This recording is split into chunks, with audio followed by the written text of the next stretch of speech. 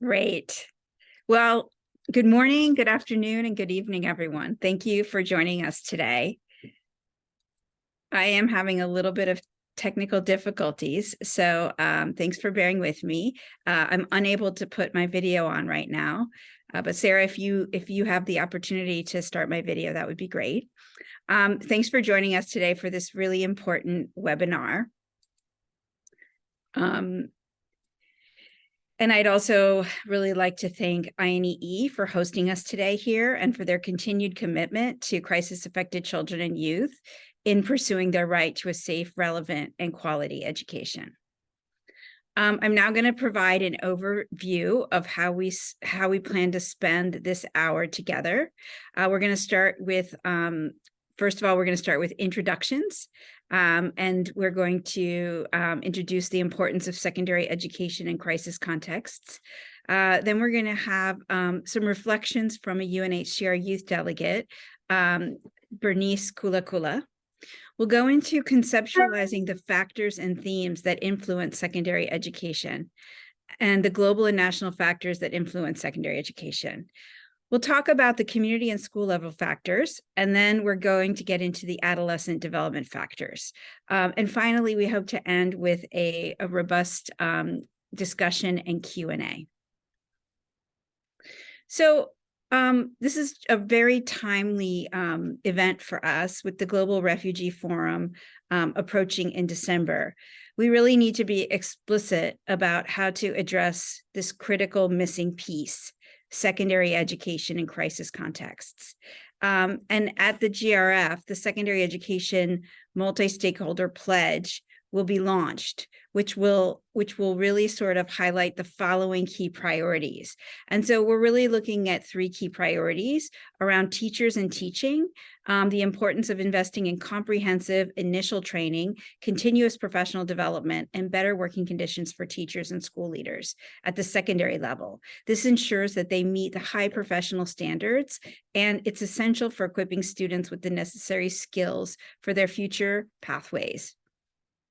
And then really sort of drilling down on educational pathways to expand and align alternative education programs with the mainstream curriculum to support the out-of-school youth population. This enables them to enter the formal education system more easily. And then, of course, none of this can be done without financing, and the importance of financing around implementing diverse strategies to significantly increase funding for secondary education. Allow me to introduce our panelists for today. And myself, Nina Popadopoulous, I work at UNHCR in Copenhagen, and I am a team lead for basic education, putting a lot of effort and energy into secondary education for refugees.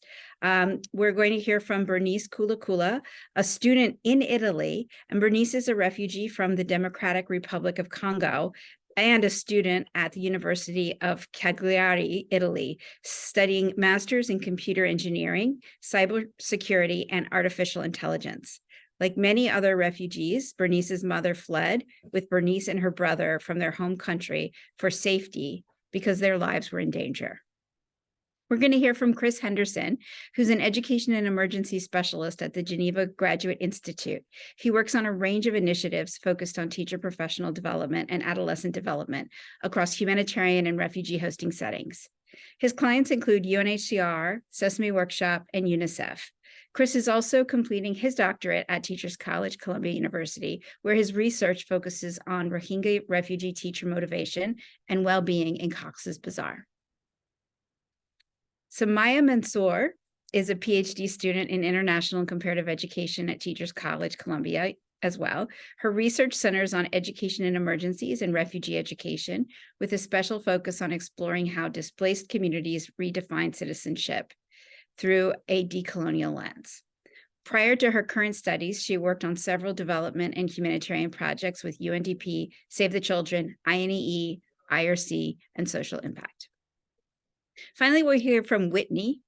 Whitney Ho is a PhD student in the International and Comparative Education program at Teachers College as well. Her research examines access to high-quality secondary education and emergencies, as well as teachers' roles in agency in conflict, post-conflict contexts.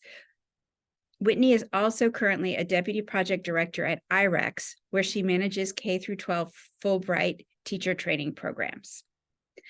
I'd also like to tell you a little bit about the Secondary Education Working Group, from which this work emanates. The Secondary Education Working Group is led by UNHCR and Plan International, and it's an interagency working group made up of 14 partners, including international NGOs, states, and donors. This group was established in 2020 with a vision to support all crisis-affected young people in having equitable access to quality, inclusive, and relevant secondary education that they can complete in safety. Next slide. Now, this webinar is built on the fundamental belief that secondary education is critical in crisis contexts and is meant to fill some of the gaps in data and evidence to advance this priority. Through this work, the Secondary Education Working Group set out to develop a comprehensive briefing paper to provide an overview of secondary education in crisis contexts, highlighting the current issues, challenges, and relevant thematic areas. We also set out to for this paper to serve as a central resource to develop among organizations, institutions, practitioners, and the wider audience a common understanding of key elements around secondary education in crisis contexts. We hope that it will contribute to shaping a future learning agenda that brings much needed attention to this sector and to secondary education in particular. And we're hoping to position secondary education as a critical cognitive, physical, and social protective factor in adolescents' lives. We also know that secondary education has a multiplier effect. It can develop adolescents who are capable and engaged citizens with the potential to contribute to peace building, climate adaptation, and solutions to crisis situations more broadly. We know that secondary education in crisis context is poorly defined, and there's very few research initiatives focused on this level of education. So this publication marks an important step in canvassing the literature and bringing together the varied bodies of evidence that can inform future research, policy, and practice priorities. And now I'd like to introduce to you our next speaker, Bernice Kula. Good day, everyone. I'm Bernice Kula from the Democratic Republic of Congo. I'm a refugee in South Africa, where I did my bachelor's degree in electrical engineering through the Duffy Scholarship. And I'm currently doing my master's degree in computer engineering, cybersecurity, and artificial intelligence at the University of Cagliari in Italy through the UNICO project with UNHCR and Caritas. Let me share a bit about my academic journey. So I fled from the Democratic Republic of Congo at a very young age with my mother and brother, and we were taken to South Africa. My mother believed in education, so she pleaded with one of the primary schools to take my brother and me, and she had to pay a third of the school fees. So we started our primary level of education, even though we could not speak English because we came from a French-speaking country. And this was tough on my family because a single mother had to make sure that her children had a roof over their heads and food to eat, and most of all, education. My mother was doing her best to raise my brother and me. She would sell on the streets, she would clean houses, and even go to supermarkets and ask for any food that they were about to throw away so that she could feed my brother and I. There were days where we would go to school with no breakfast, no lunch, but because my mother believed in education and she wanted a better future for my brother and I, she made us understand the importance of education. When we got to secondary school, the situation at home got very tough at a point where my brother decided to drop out of school to assist my mother in taking care of us.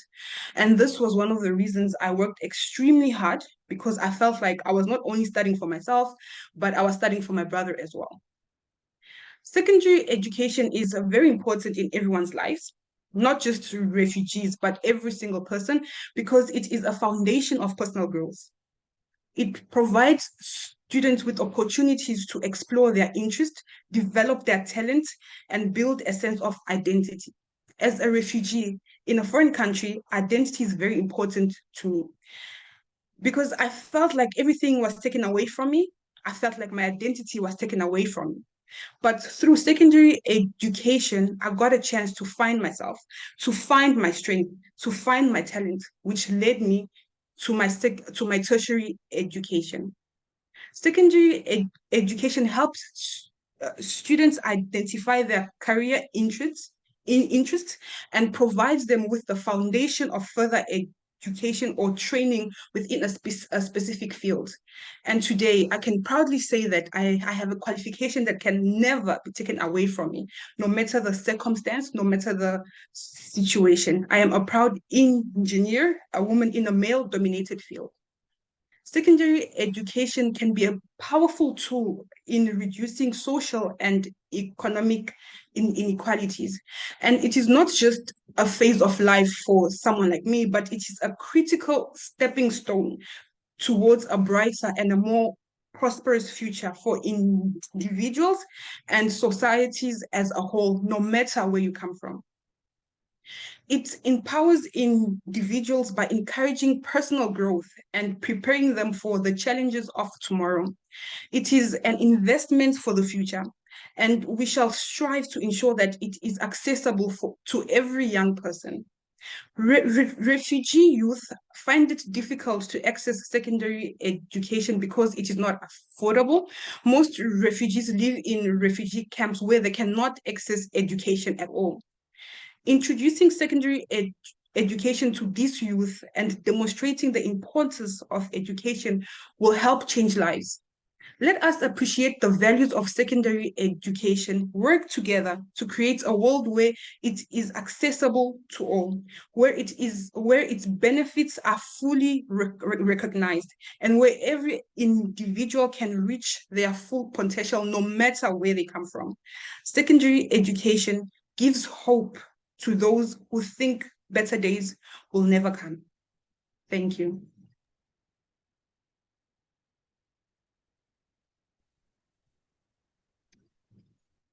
Bernice, thank you so much for such an articulate summation of everything that secondary education has meant for you.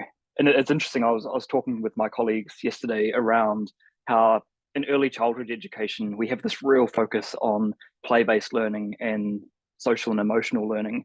And that's the focus that drives so much of the funding and prioritization of early childhood. With primary, we really focus on literacy and numeracy and psychosocial support in situations of crisis. And again, that's what really drives so much of the work. But we were having a hard time really defining in a coherent way what it is that secondary education really drives. And I think, you just framed it so beautifully there, stating that it's about identity and about being able to really visualize that pathway into the future. So thank you again so much for reflecting on your own experience, but also I think doing what we struggle to do, which is really defining what drives secondary education. Again, just to introduce myself, I'm Chris Henderson, and my role to start with is really just to introduce for all of you how we started conceptualizing the different factors and themes that influence secondary education. And as much as this project was really laid out in front of us to be a landscape review, what we found really difficult is that as a landscape review, it would be bringing together a kind of coherent body of literature that already exists, focusing on secondary education in crisis contexts. However, what we found is that there really isn't that established body so far. And so what we ended up having to do was more of an evidence synthesis, which meant we had to find sort of where and how data and evidence could come together to start really being able to articulate this field of secondary education in a crisis context. And I think through that process, what we also found is that there was a situation of tension. So on the one hand, many of the things that are defined as challenges for secondary education are the exact same challenges for early childhood and primary education in emergency contexts. But on the other hand, because of this real lack of consolidated and disaggregated evidence for secondary education. And because of a corresponding lack of policy and funding for secondary education in crisis contexts, we see this sort of flow-on effect of vulnerabilities and risk that adolescents who deserve access to secondary education then face. And so sort of with this tension in mind, we went into to kind of conceptualize how we wanted to organize this work. And as you can see here on the left with the conceptual framework that we developed, it was really first selecting a number of focus themes. And these themes are things that influence access to secondary education, but also define quality for secondary education. But again, because there wasn't a kind of coherent body of work, we then had to look at some different bodies of literature. And so we sort of ventured out into looking at research from conflict and crisis affected contexts. We looked at research from formal and non-formal schooling, and as well as research from adolescent, youth, and secondary level learners. And that wasn't just in education, but also in studies in youth development, public health, and so forth. So we kind of found that bringing all these different areas together, we arrived at a body of work that we felt could define secondary education. And so from over 200 resources identified, we selected 82 resources to select for analysis. And of these 82 resources, 72% we found came from grey literature. So it was from international organizations, from think tanks, research agencies and the like. And 26% of those resources came from more scholarly or academic sources. The grey literature in particular we found came mainly from international non-governmental organizations, which represented 40% of all of the literature. United Nations agencies represented 28% of the literature, and donors and development banks represented 6% and 2% respectively. And I just want to acknowledge as well, like in this process through the sort of sourcing of data and evidence, my colleagues Samaya Mansour and Whitney Ho really did a bulk of the heavy lifting to bring all this data together and really do a lot of the document analysis. And one thing we did through that document analysis was really try and determine what percentage of these resources were relevant to the work we had to do. And so we determined, based on a number of criteria, we determined that 53% of the resources we found were of high relevance. But that high relevance was more to these bodies of literature and how they contributed to this definition of secondary education, more so than relevance to secondary education itself. 39% were determined to be medium relevance, and only 8% were of low relevance. But it's important to note here that these numbers and the higher level of relevance is also due to the fact that we were very selective in terms of which resources should flow into this study. In terms of how we then organized the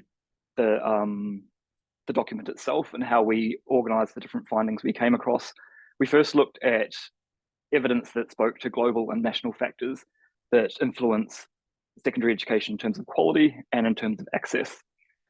And the global and national factors really are the global events or the global trends that influence access, composition, and quality. And in many ways, these factors interact to affect adolescents' abilities to participate in and complete secondary education. At the next level down, we looked at community and school level factors.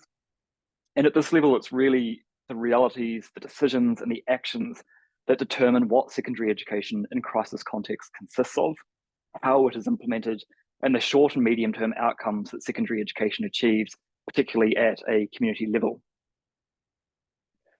And the third level that we looked at was really these adolescent development factors. So we're looking more at the experience of the individual learner or student in their secondary education experience. So these are the social variables in an adolescent's life. It relates to their status, to their identity, those things that Bernice spoke about so eloquently. And it's their ability to participate and engage in secondary education. And in their engagement, that also relates to their ability to complete education and the removal of barriers that might inhibit that completion. And the reason we brought these different organizational levels together, on the one hand, it's so that policymakers and programmers can really think about the different design elements that are required to address quality secondary education in context of crisis. And it's also to allow for this illustration of the multiple intersecting and interacting factors that really define this field, and how it defines or determines secondary education opportunities for millions of adolescents in crisis contexts. And the final point I want to make on this note of how we conceptualize secondary education, in crisis context, we have to do this a little bit differently to how we might do it in economically privileged or politically stable contexts. Because as we know in a crisis context, to start with, those who are enrolled in secondary education may actually be of any age. They may not be of the traditional secondary education age. And that's a result of the different disrupted educational trajectories that many young people have to contend with. And we also wanted to include adolescents that are of secondary age, but again, for all these different factors in context of crisis, may currently be out of school.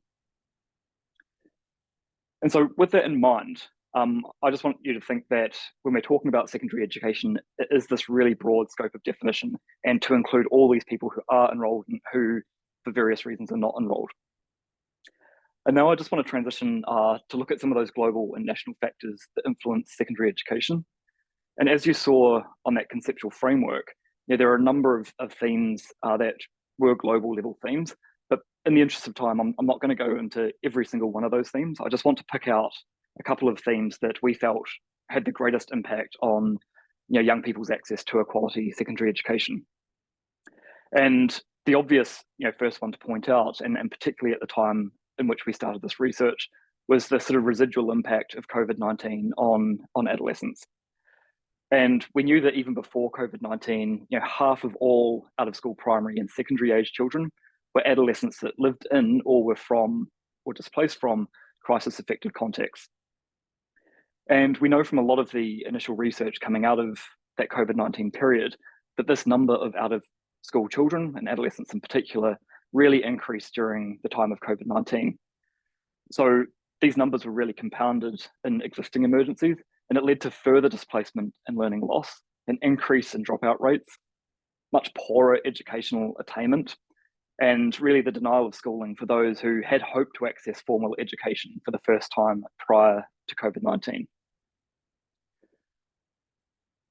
Another kind of glaring influence on secondary education is the impact of forced displacement. And so we also know that for refugee adolescents, again, as Bernice referred to, there's that experience of isolation, an experience of discrimination, the restriction of movement, prolonged economic uncertainty, and the denial of basic services that really impact the extent to which young people can access secondary education. But we also know, looking more at it from an assets point of view, that secondary education is critical for rebuilding and stability of conflict and displacement affected countries, communities, and populations. So in these contexts of forced displacement, we really need to conceptualize secondary education as not just providing the academic qualifications that so many people strive for, but actually contributing to these much broader societal development outcomes. And in this sense as well, there's substantial evidence to show that secondary education really plays a central role in the mitigation of violence and extremism. It really reduces dependency on external services and reduces adolescent disaffection. And it really promotes the sense of self-reliance and hope for the future. Again, many of the things that Bernice spoke so powerfully on. And very closely related to this idea of forced displacement, of course, is the impact of climate change, which is getting worse each year. And as we know, and there are particular regions of the world where there's this intersecting impact of climate change and conflict, there's an increased exposure to the associated shocks from climate change. And these shocks are really impacting adolescents' ability to access and receive quality and continuous education. And I think the key word there is continuous, and particularly as we see in contexts that experience recurring cyclones or hurricanes, or that are increasingly exposed to the advent of wildfires. It's this disruption of education that is a real key factor in terms of how climate change impacts adolescents. But of course, associated with this are the economic costs of the climate crisis. And this causes many young people to discontinue their education. And we see this with climate change, we saw it with COVID-19, we see it with conflict and displacement. Secondary education is really seen as a luxury in many contexts, and especially when families struggle with the financial burdens of disaster, then secondary education is one of the first aspects of life to be sacrificed. But having said all this, we also really need to acknowledge, again, from a more assets-based point of view, this transformative power of education. And that power of education to help address climate change, both through mitigation and adaptation, is not sufficiently recognised in current global climate policies. But we also need to recognise in this sense that secondary education is in itself a climate action. And just quickly, I want to bring attention to the fact that a new report will be coming out from the Geneva Global Hub for Education and Emergencies within the next couple of weeks, focused on this role of education in climate change, knowledge, mitigation, and adaptation. And the final slide for me before I hand over to Whitney is really this huge question of finance. And I really encourage you to dive deep into the publication to learn more about the finance aspect. And I only want to just touch on this very, very briefly. But there's an interesting dilemma in which spending on secondary education in crisis context has increased over past years. And that report comes from Malala Fund and from MasterCard Foundation also. But the really interesting fact here is that these increases have not kept pace with the severity of global crises and the corresponding needs of crisis-affected adolescents, But it's also not kept pace with the number of young people now completing basic education. So and when I say basic education, I mean primary education. So we really need to make sure that funding for secondary keeps pace with the crises and the complex needs, but also keeps pace with the success of increased access to primary education. But there's also this tension that needs sort of deep debate, and the tension revolves around the extent to which secondary education should be universal like primary education, or the extent to which secondary education should even be included in the state's duty of care. And so that bigger question is really underpinning a lot of the finance discussions that are circulating right now. But on that note, I will hand over to Whitney to now look at the community and school level factors that influence secondary education. Thank you, Chris. So as Chris mentioned, the community and school level factors represent the realities, decisions, and actions that determine what secondary education in crisis context consists of, how it is implemented, and the short to medium term outcomes it achieves. I'll focus on three prominent factors within this level, including teaching and learning approaches, flexible pathways, and transferable soft skills. And in interest of time, I'll just touch on a few points related to each. So for teaching and learning approaches, our analysis of the literature shows that currently there is limited data that actually tracks who teachers are in crisis contexts, including their qualification levels, subject specializations, and sociocultural backgrounds.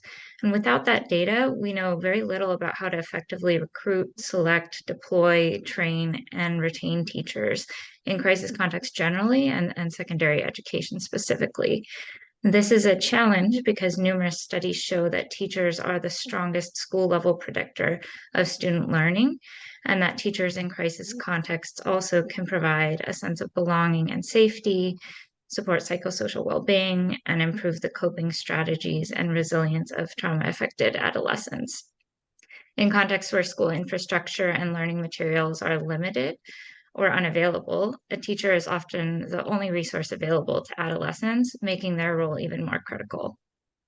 Yet we see that in many crisis-affected contexts, there are profound teacher shortages at the secondary level. Particularly female teachers are underrepresented at the secondary level. And these teacher shortages result in overcrowded classrooms, limited enrollment, and ultimately compromise the quality of teaching delivered, as the pedagogies known to accelerate learning and to promote social and emotional development are less feasible. Poor financial compensation also appears as contributing to many skilled secondary teachers needing to either find additional work or leaving the profession altogether in search of more lucrative opportunities. A further factor inhibiting the quality of teaching at the secondary level is the limited availability of continuous teacher professional development. We know that teachers in these settings need the knowledge and skills to meet the psychosocial and behavioral needs of complex learners, and also need to shift their curricular and pedagogical approaches to teaching for new needs of adolescents and potential employers. However, teacher professional development initiatives are largely neglected during emergencies, particularly for secondary school teachers, and in many cases consist of one-off workshops. This reality is often made worse by the disparate and often disconnected arrangement that agencies have that deliver professional development in humanitarian settings. So one outcome of the landscape review at this level shows that to support effective teaching and learning approaches, education specialists, ministry authorities, donors, and policymakers really need to find ways to establish purposeful and coordinated practices and policies related to teacher management, well-being, and professional development. And I'll move to the next slide, please, Chris. So to focus on another factor in this level with regard to flexible pathways, quality secondary education in crisis contexts also, as we've found, includes the scaling and strengthening of multiple and flexible education pathways. The literature shows extensively that late entry, repetition, dropout, and re-entry following extended schooling absences are prevalent challenges for adolescents and education systems in crisis contexts. Adolescents often shift continually between school, work, and domestic responsibilities. So there's a need for programs and pathways with a variety of strategies for enabling adolescents to move between informal training, formal education, and the workplace. However, traditionally, secondary education commonly takes a more one-size-fits-all approach, and traditionally has been designed to support just a small minority of students who are most likely to progress to tertiary education. Especially in crisis-affected contexts, secondary education rarely offers the relevant, practical, or high-quality opportunities to develop contextual skills and knowledge needed by young people in these settings, particularly to help them prepare for the uncertain futures that they often may face. So studies have shown that to mitigate these issues, flexible pathway programs need strong steerage and ownership at the government level, with effective coordination with humanitarian agencies to offer responsive opportunities tailored to local contexts for adolescent re-engagement in secondary education. And what we've seen is the flexible pathways currently most prominently shown in the literature in crisis context are accelerated learning programs, bridging programs, and catch-up programs. But we see that significant gaps still remain when it comes to sustained and meaningful policy level commitments to flexible programming, particularly in relation to government ownership and oversight of flexible programs, financial allocations from national budgets, and alignment of flexible pathway learners within national systems. So, and an ongoing challenge is also the capacity to track learner progress upon their entry into formal education. So these are all pieces of focus within the literature at this level. And if you can go to the next slide, please, Chris. The final piece I'll touch on briefly is transferable soft skills. Currently, the literature reflects a predominance of literacy and numeracy focused approaches to teaching and learning in secondary education, with often insufficient attention to a wider range of secondary level learning outcomes in crisis contexts. The curricular and pedagogical approaches in secondary schools have traditionally been academic and theoretical in nature, with less focus on contextual needs. But we know, of course, that adolescents in crisis contexts also need to develop the skills to navigate the complex realities of their lives. So transferable soft skills, which have been defined as learner-centered teaching approaches that build life skills connected with social and emotional learning and psychosocial well-being, are one example of skills that can promote lifelong learning and personal and community empowerment, and that help adolescents to cope with trauma and build resilience. We do see a significant gap in the literature related to the effectiveness of transferable soft skills development on academic outcomes in crisis contexts. Although emerging evidence from high-income country contexts does show positive associations between social and emotional learning and academic achievement among children, the data is less clear for adolescents. So this is another example of where disaggregated data between primary and secondary education would be helpful in this level of analysis. And in addition, one final point I'll note is that a majority of the metrics measuring the success of transferable soft skills programs are at the individual level and do not yet evaluate the school or community level benefits. A lack of data about specific transferable soft skills that different programs target also makes it hard for policymakers and practitioners to disentangle the evidence and determine which approaches are most appropriate for their respective contexts. So greater efforts are needed in this regard. I'll hand it over to Samaya now. Great, thank you so much, Whitney. So in the interest of time, I'll also present some of the high-level findings about the adolescent development factors influencing secondary education in crisis context from our landscape review. And as Chris mentioned, these factors represent the social variables in an adolescent's immediate life, status, and identity that determine their ability to participate and engage in quality secondary education.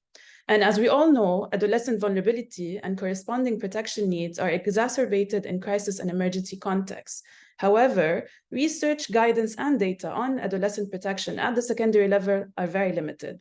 The existing research tells us that exposure to conflict, displacement, climate disasters, education exclusion, and food insecurity increase protection risks and interferes with learning. In those contexts, marginalized youth drop out of school to support their families, losing access to essential protection and social services such as psychosocial support and school meals. And they often experience exploitation, exclusion, discrimination, especially in displacement contexts. Next slide, please, Chris. And we found that protection risks have an acute effect on youth with disabilities who face additional discrimination and exclusion in situations of conflict and crisis, not to mention heightened comparative risk due to their safety and well-being. And this is because of the lack of inclusive resources and other restrictions in those contexts. And youth with disabilities experience a higher risk of bullying and abuse, gender-based violence, neglect, and long-term psychosocial trauma. And despite this reality, there is a lack of systematic data collection on disability, which remains a major barrier to the development and implementation of quality, inclusive education. Next slide, please. And the evidence we found also shows that girls are disproportionately affected by crisis and emergency. And compared to their counterparts in stable settings, girls in crisis contexts are 90% more likely to be out of school during adolescence. We found that this is often due to harmful gender norms and cultural attitudes that deny them access to secondary education, resources, information, and social networks, which then limit them to domestic and reproductive roles and exclude them from participation in the public sphere. And a further complexity undermining girls' access to secondary education in crisis contexts is insufficient wash facilities at school, including segregated bathrooms and menstrual health management resources. And in addition, the stigma around menstrual periods that still exists in many societies compels young girls to stay home due to perceptions of shame and the risk of harassment. Last slide, please. And lastly, we looked at young people's participation and engagement in crisis contexts, which we understood as more than just having a voice in everyday decision-making, but rather the availability of spaces whereby adolescents can safely challenge exclusion and discrimination, exploitation and injustice, and participate in local, national, and global processes for change. To no surprise, we found that many adolescents, in fact, experience the broken trajectory effect, where the promise of secondary education fails to materialize in their lives. And this is caused by cultural and political systems that do not allow for the expression of leadership at such a young age. And we also found that young people, in fact, choose non-participation as it becomes a safe option for adolescents in crisis contexts because it becomes too dangerous for them to exercise their voice, and as such, they're rendered passive and vulnerable. And that reality is often shaped by perceptions of a corrupt and unjust society, as their envisioned transition to adulthood is undermined by violence and other disasters. So that's all for me, and I hand it back to Nina. Thank you so much.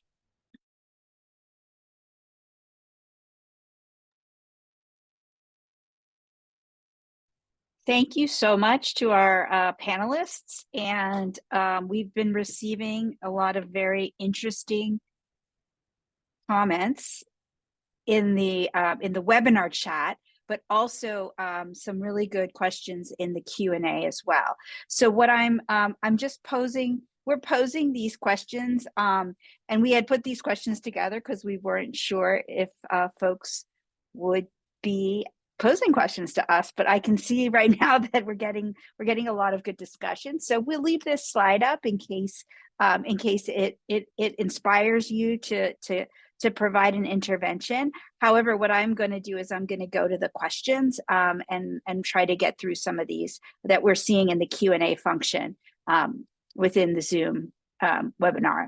The first one is for you, Bernice. We got a lot of really positive comments about sharing your story with us. And someone said, "Thank you for your beautiful story, Bernice. Did your brother go back to school eventually?" And Bernice, do you want to share your answer to that question? Yes, I'd love to. Well, my brother never got a chance to go back to school, but he takes, because there's a lot of like certificates online now that are free courses. So he's doing a lot of personal training and personal certificates to gain as much skills as possible. So yes. Thanks, Bernice. We really look forward to hearing more from you in the future as well. Chris, there's a couple questions for you. The first one is, how do you define high, medium, and low relevance? And the second question is, for the literature review, did you include all contexts of crisis education or focus on displaced children and young people? Yeah, great questions. In very simple terms, the way we define relevance, so if something was high relevance, it was really a resource that focused on secondary education and a crisis context, or adolescent development and a crisis context. And so it was really ticking the boxes as to whether or not it fit the brief in terms of what we wanted to look at with this landscape review. Something of medium relevance was often something that perhaps looked at adolescent development issues, but not necessarily within crisis context. Or, for example, it might look at a particular context of displacement or a context of climate vulnerability, but it perhaps wasn't focusing specifically in on some of the themes, the complementary themes that we wanted to look at. And something of low relevance was really something that was perhaps talking about, say, curriculum or teacher professional development or youth engagement and participation, but it didn't really specify the specific conditions in which the evidence was drawn from, or it didn't really relate specifically to education emergencies, but it provided really good theoretical or conceptual grounding for the work that we did. So I hope that answers the question. Thank you, Chris. Another question that came up is, what are the priority areas of secondary education that the Secondary Education Working Group will be advocating for financing during the GRF in December? What strategies will be used in ensuring secondary education receives increased funding in the areas identified? Just to summarize again around the priorities for the GRF, especially around secondary education, we're using a lot of the findings from this particular piece of evidence and really trying to advocate for explicit teacher professional development in secondary education, specifically pedagogies and subject matter. We're also advocating for integration of refugees into secondary education, host country secondary education options. And then also finally, making sure that we are clear about the need for flexible options. And there was another question in the Q&A, what do we mean by flexible? And really it's sort of looking at some of the constraints and barriers to attendance and the flexibility that is needed in terms of a timetable, in terms of relevance of education, and in terms of what kinds of supports are needed, especially for young girls to attend and complete secondary school. Accelerated education as an option comes in as a really important flexible approach for learners of that age. So I'm going to move into another question for Samaya. Are girls something about, I'm sorry, I'm trying to read this question. Are girls 90% more likely to be out of school compared to refugee boys or compared to girls in non-crisis contexts? Compared to girls in non-crisis contexts. Great, thank you. And then let's go to Whitney. Whitney, do we need to be careful of calling these soft skills, as there is nothing soft about them? Otherwise, how does this help or hinder how we support their development after their development and their teaching?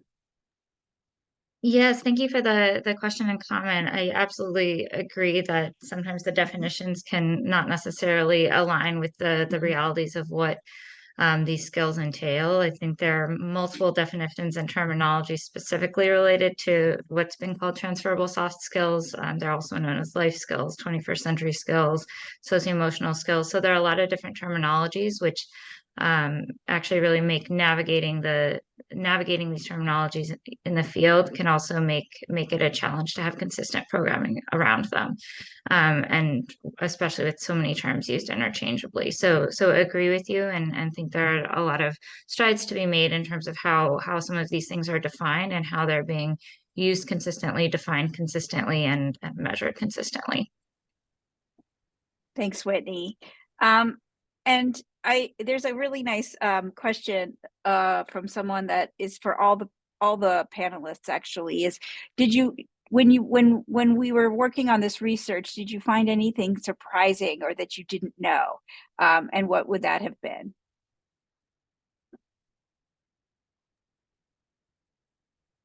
Great question and massive question.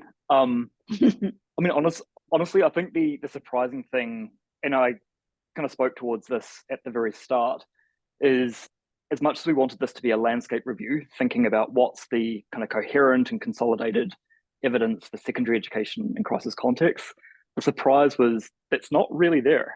And that's why we had to be quite creative with bringing in these many kind of different areas of research and these many themes to try and construct a blueprint really for what we thought a body of evidence in secondary education could be.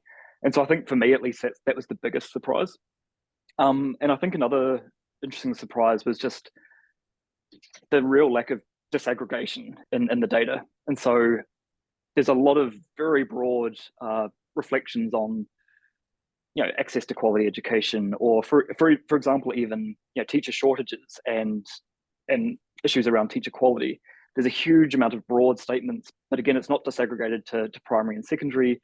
And then I think even within secondary, it's not then broken down to which areas of secondary education are most in need. And for instance, if we're talking about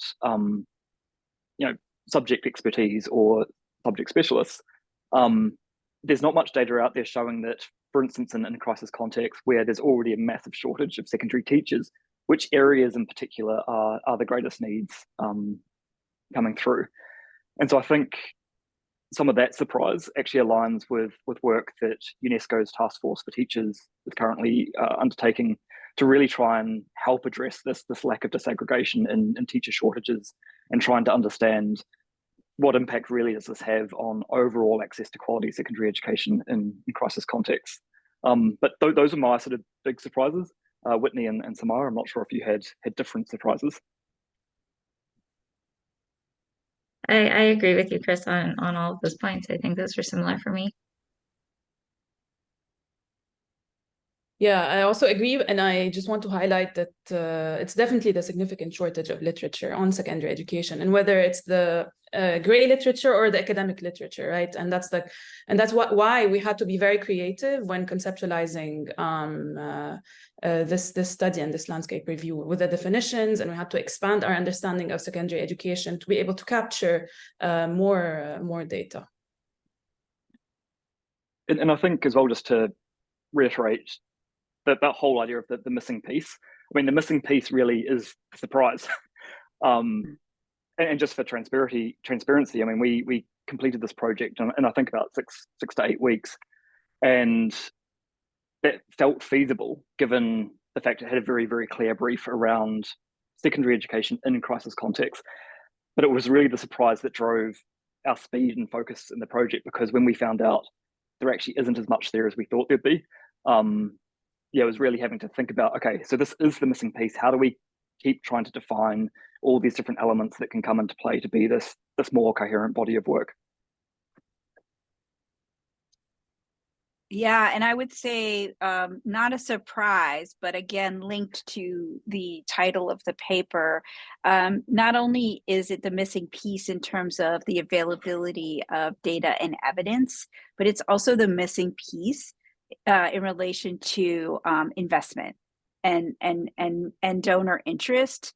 Secondary education is expensive, and the global sort of education community has been really focused, like laser focused on primary education and foundational skills, rightly so, for the last 15 years. And if we continue to ignore this piece of education, then we will never really be able to realize the benefits, fully realize the benefits of what we've achieved in primary education. And as you know, there are still investments in tertiary, so really trying to bring this all together. That's something that I think we're really hoping to shed some light on that as well. And this leads me to the next question, which is very interesting. And I might let Chris take a stab at this, although I'm pretty sure this is kind of like the question of our time right now, is how do you measure the financial increases needed, and how do we keep on top of that? If it's going to keep going up, will it not be hard to keep on top of the funding and fundraising? I mean, I think you're absolutely right that it is the question of our time.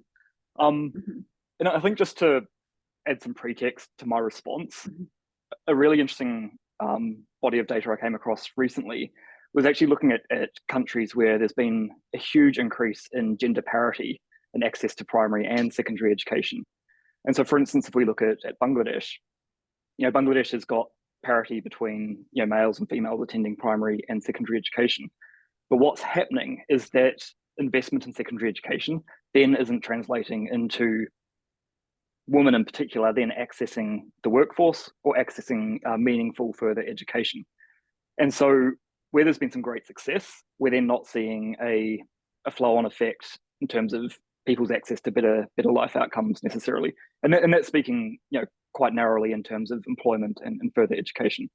But the reason I bring that example up is I think to really justify why these investments are needed, we've also got to be able to show that in terms of national development, in terms of peace building, in terms of, again, like mitigating and adapting to climate change, it's showing that an educated population with secondary level education is actually a vital ingredient to achieving so many of these sustainable development goal outcomes that we aspire to achieve. And that without these investments in secondary education in particular, some of those more complex goals are just so far out of reach. So I think to try and answer the question a little bit more concisely, it is really coming back to A, what some of these sustainable development goals are, and B, what we really hope these investments in education achieve, and how to avoid situations where there are these huge drop-offs in participation in economic activity, participation in civic affairs, because of gender and other political or societal norms that deny people's full benefit from secondary education.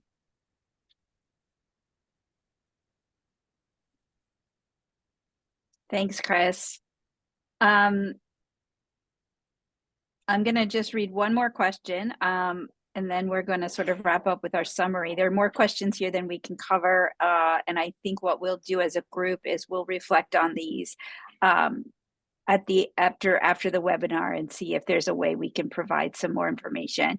I'm curious to know if any efforts have been made to establish professional relationships amongst refugees, teachers, and host country teachers. For example, incentivizing interventions in which both parties can observe and learn from one another. I mean, I can sort of address this. It's mixed.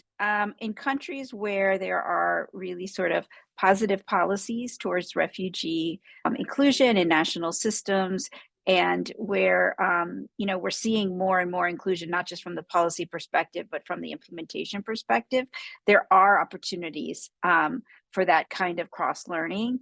One country that I personally think is a great example is Rwanda. But then there are other situations where there's really sort of a really hard line between refugee education and national education. And so we would see less of that there. I'm not going to call out any countries right now on this webinar, but there's really a mixed experiences around that agenda.